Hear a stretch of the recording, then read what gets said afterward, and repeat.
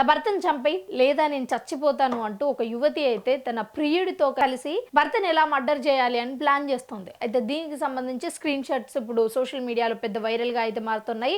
అయితే ఇదైతే మహబూబాబాద్కి చెందిన ఒక డోర్ఖల్ అనే ఒక డిస్ట్రిక్ట్లో అయితే చోటు చేసుకోవడం అయితే జరిగింది. ముఖ్యంగా తనకు భర్తకి అయితే తన భార్య మీద కొంచెం అనుమానం వచ్చి ఫోన్ చెక్ చేయడంతో ఉన్న విషయాలన్నీ కూడా బయటపడ్డాయి. సో అతను వెంటనే ఆ స్క్రీన్ షాట్స్ అన్ని తీసుకొని పోలీస్ స్టేషన్కి వెళ్ళి పోలీస్ కంప్లైంట్ అయితే చేయడం జరిగింది. అయినప్పటికీ కూడా పోలీసులు సరిగ్గా రెస్పాండ్ అవ్వట్లేదు, యాక్షన్ తీసుకోవట్లేదు అని అయితే తను ఆవేదన వ్యక్తం చేస్తున్నాడు. సో ఏదేమైనప్పటికీ కూడా ఈ స్క్రీన్ షాట్స్ ఎప్పుడైతే బయటకు వచ్చాయో దాంట్లో ముఖ్యంగా నా భర్తను నువ్వు చంపేసాయి లేకపోతే నేను చచ్చిపోతాను నువ్వు చంపేయకపోతే, ఎందుకంటే ఇప్పుడు నా ఇంట్లో చచ్చిపోయేది ఉంటే అతను అందరికీ నా మీద అనుమానం వస్తుంది.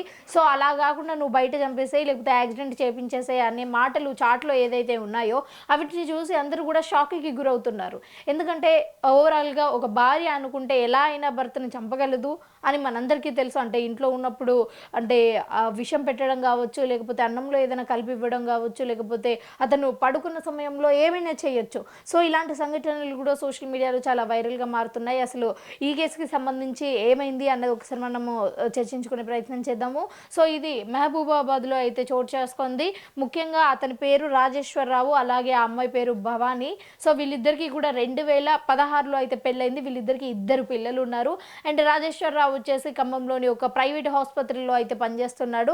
అయితే లేటెస్ట్గానే అంటే లాస్ట్ మంత్ అని మనం చెప్పుకోవచ్చు, లాస్ట్ మంత్ 27 అలా ఆ సమయంలో అయితే ఒకరోజు మధ్యాహ్నం భోజనం చేయాలి అని అకస్మాత్తుగా ఇంట్లో చెప్పకుండా అయితే అతను రావడం జరిగింది.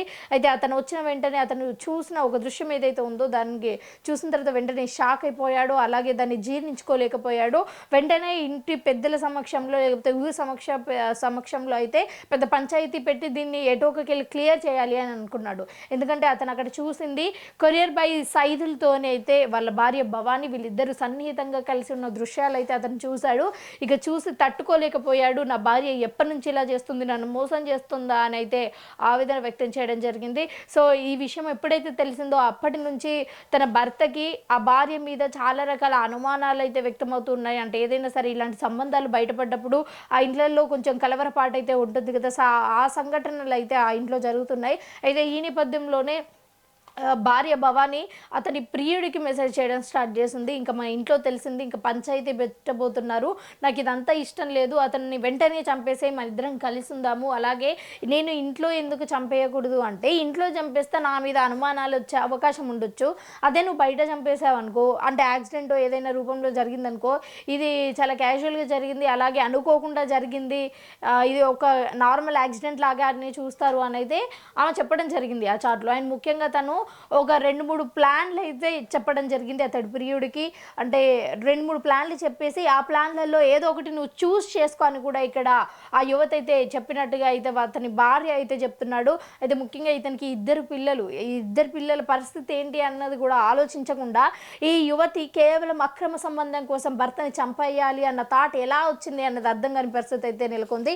ఎందుకంటే ఆడపిల్లలు కొంచెము కూడా వాళ్ళ లైఫ్ గురించి కావచ్చు, ఫ్యూచర్ గురించి కావచ్చు ఏ మాత్రం ఆలోచించకుండా ఇలాంటి తప్పుడు నిర్ణయాలు తీసుకుంటే రేపు పొద్దున వాళ్ళ పిల్లల భవిష్యత్తు ఏంటి, నిజంగానే ఆ అక్రమ సంబంధం పెట్టుకున్నతోనే లైఫ్ లాంగ్ నువ్వు ఉంటే ఆ పిల్లల్ని నీ తండ్రిలాగా చూసుకోగలడా? ఇవన్నీ కూడా అసలు ఏమాత్రం ఆలోచించకుండా అక్రమ సంబంధాలు, వీన్ని లేపేయడాలు, వాన్ని లేపేయడాలు, లేకపోతే వాడే ఇంకొక దాన్ని లేపేయడాలు, ఇవన్నీ కూడా మనం చూస్తూనే ఉన్నాము. ఇవి ఏమాత్రం సమంజసం కాదు. సో మొత్తానికి అయితే ఇది జరిగింది. సో వెంటనే పోలీస్ స్టేషన్కి అయితే వెళ్ళారు. అంటే ఈ ప్లాన్లో కూడా ఇంకొక వింత చోటు చేసుకుంది అని మనం చెప్పొచ్చు. ఎప్పుడైతే వీళ్ళిద్దరు ప్లాన్ చేశారో వాళ్ళు ప్లాన్ చేసిన తర్వాత అతని అంటే అతడి ప్రియుడు ఎవరైతే ఉన్నారో ఆ కొరియర్ బాయ్ ఎప్పుడైతే ఇతను ఆఫీస్ నుంచి తిరిగి వస్తూ ఉన్న సమయంలో పట్టుకోవడానికి ప్రయత్నించాడు. అయితే పట్టుకోవడానికి ప్రయత్నించాడా లేకపోతే ఏంటన్నది అర్థం కాని అయోమయంలోనే చాలా భయపడ్డాడు, కంగారు పడ్డాడు. వెంటనే ఆ ప్లేస్ నుంచి తప్పించుకొని అయితే మొత్తానికి అయితే ఇంటికి వచ్చాడు. ఇక ఇంటికి వచ్చిన తర్వాత ఆ అనుమానం ఏదైతే ఉందో అది ఇంకొంచెం బలపడింది. అలా బలపడ్డ తర్వాత అతని భార్య ఫోన్ తీసుకొని ఇదంతా చెక్ చేసిన తర్వాత ఈ విషయాలన్నీ బయటపడ్డాయి. నిజంగానే వీళ్ళిద్దరు నన్ను లేపేయడానికి ప్రయత్నిస్తున్నారు అని తెలిసిన తర్వాత వెంటనే పోలీస్ స్టేషన్కి వెళ్ళి కంప్లైంట్ ఇచ్చారు. అయితే ఇక్కడ మనం నిజంగానే అతని అతని అదృష్టం అనే చెప్పుకోవచ్చు. ఎందుకంటే మనం చాలా సందర్భాలలో చూసుంటాము ఈ కేతన్ని లోహగఢ్ ఫోర్ట్ నుంచి తోసేసి చంపేయడం కావచ్చు, లేకపోతే ఈ ఫినాయిల్ స్టోరీ, లేకపోతే ఇవన్నీ మనం చూస్తూనే ఉన్నాం కదా. సో ఇవన్నిటికీ కూడా ఎలాంటి పాపం ఏం తెలియకుండానే వాళ్ళు చనిపోయిన సందర్భాలు ఉన్నాయి కదా. ఇవేవి కాకుండా ఇతను ముందే చూసి ముందే గ్రహించి ఏదో తప్పు జరుగుతుంది అని తెలుసుకున్న తర్వాత వీటన్నింటినైతే సమీక్షించిన ఈ తీరు ఏదైతే ఉందో అది నిజంగా గొప్ప విషయమే అని చెప్పొచ్చు. అండ్ ఇలాంటి థాట్స్ ఉన్న వాళ్ళతో మీరు లైఫ్లో ఎప్పుడున్నా సరే ప్రమాదాలే చోటు చేసుకుంటాయి. మీకు ఇష్టం ఉంటే ఒకరితో ఉండండి, ఇష్టం లేకపోతే వదిలేయండి. కానీ ఇష్టం లేకుండా వాళ్ళతో ఉండి వాళ్ళని చంపేయాలి అని వేరే వాళ్ళతో ప్లాన్ చేసే పద్ధతి ఏదైతే ఉందో అది ఎట్టి పరిస్థితులలోనూ కర్మ అనేది ఒకటి ఉంటుంది, మీకు రిటర్న్ వస్తుంది. Right, thank you. ఇలాంటి సంఘటనలు పునరావృతం కాకుండా అయితే చూడాలి. అండ్ అతడి ఎవరైతే రాజేశ్వరరావు ఉంటాడో అతన్ని చంపేయాలి అని ప్లాన్ చేసింది కదా, సో అది ఇప్పటి వరకు జరగలేదు, ప్లాన్ ఇంప్లిమెంట్ కాలేదు కాబట్టి అతను బ్రతుకున్నాడు. ఒకవేళ ఆ ప్లాన్ వాళ్ళు చేసి ఉండేదంటే మాత్రం పాపం ఈరోజు ఒక రాజేశ్వరరావు అనే ఒక అమాయకుడిని మనం కోల్పోవాల్సిందైతే వచ్చేది. Right, thank you so much. మీరందరూ కూడా ఇంతే జాగ్రత్తగా ఉండి బాగుండాలి అని కోరుకుంటున్నాను. Thank you.